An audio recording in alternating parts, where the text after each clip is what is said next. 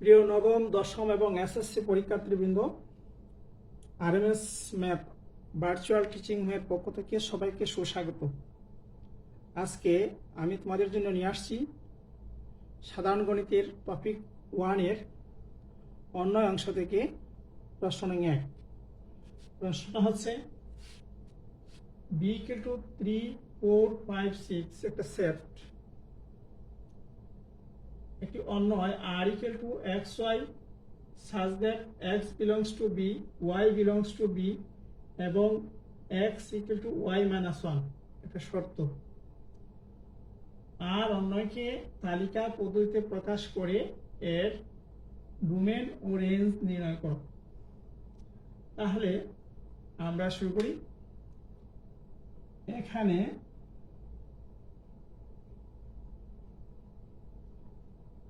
b সমান 3, 4, 5, 6, b এর উপাদানগুলো 3, 4, 5, 6। আর সমান x, y such that x belongs to b, y belongs to b, অর্থাৎ x হচ্ছে b এর উপাদান, y কেও তাই b এর উপাদান, এবং x সমান y - 1, অর্থাৎ এমন হবে x এর মান y থেকে 1 কম হবে। তাহলে আমরা লিখতে পারি আর এ বর্ণিত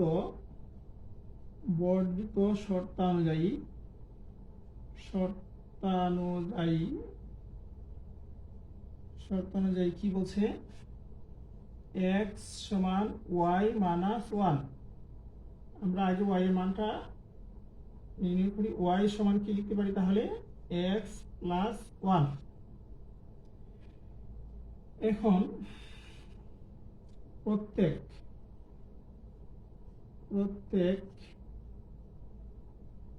x belongs to b, অর্থাৎ প্রত্যেক x belongs to b এর প্রত্যেক উপাদান নিয়ে, অর্থাৎ x এর জায়গায় আমরা b এর উপাদান যদি বসাই, প্রত্যেক x belongs to b এর জন্য y সমান x + 1 এর মান নির্ণয়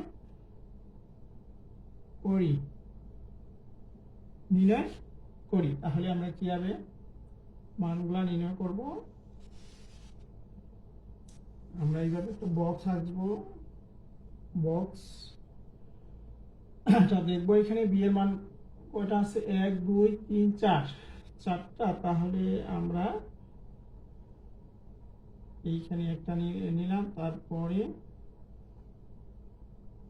এরকম হয়ে গেল 4টা, আর মধ্যে টান দিলাম, তাহলে হয়ে গেল এইখানে লিখলাম x, এখানে লিখলাম y। যেহেতু প্রত্যেক x belongs to b, তাহলে x এর জায়গায় এই যে x এর মানগুলা b এর মান মানে 3, তারপর 4, তারপর 5, তারপর 6।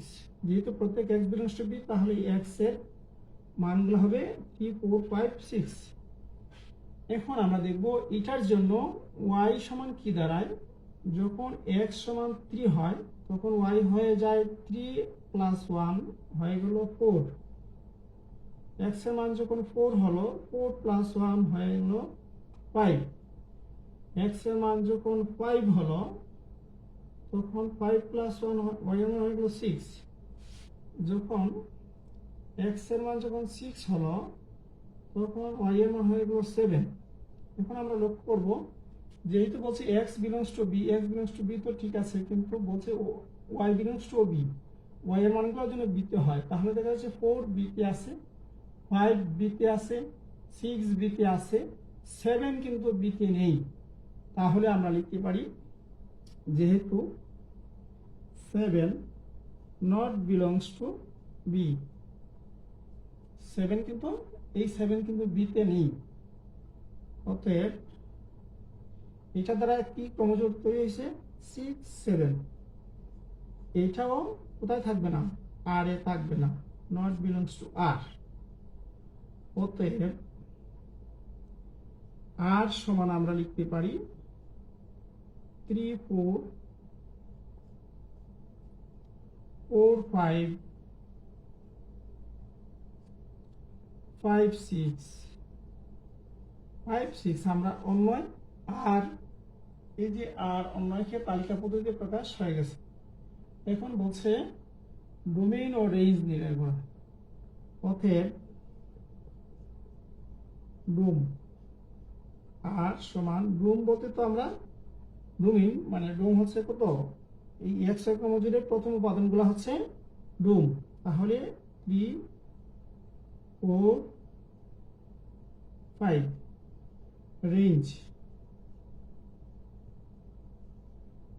রেঞ্জ আর সমান এক্স ক্রমজোড়ের দ্বিতীয় উপাদানগুলো হচ্ছে রেঞ্জ 4 5 6। এটাই হয়ে গেল আমাদের আজকের সমাধান। আশা করি তোমাদের ভালো লাগবে। যদি না বুঝো তাহলে কমেন্ট করে আমাকে জানাবে। আজ এই পর্যন্তই, ধন্যবাদ সবাইকে।